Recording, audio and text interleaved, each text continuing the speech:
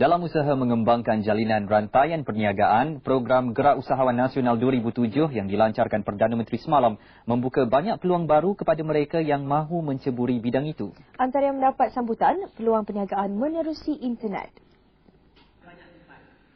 Perniagaan internet, ramai yang ingat kita perlu jual produk kita sendiri.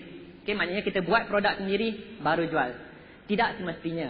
Kita boleh beli daripada pemborong, kemudian jualnya di internet. Okay.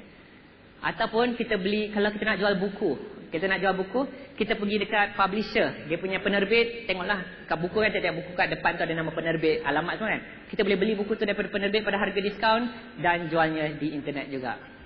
Itu antara tips seminar bagaimana memulakan perniagaan internet dari rumah oleh usahawan muda Dr. Irfan Khairi.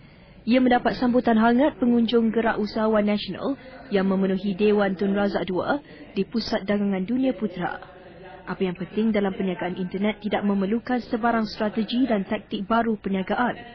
Bermodalkan kemudahan komputer dan internet, ia menawarkan bentuk perniagaan yang fleksibel termasuk bekerja dari rumah.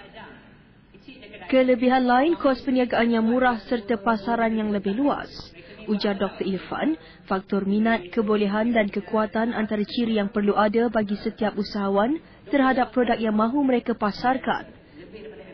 Seminar Gerak Usahawan 2007 berakhir petang tadi. Ini pula kisah usahawan dodol dalam memajukan perusahaan IKS yang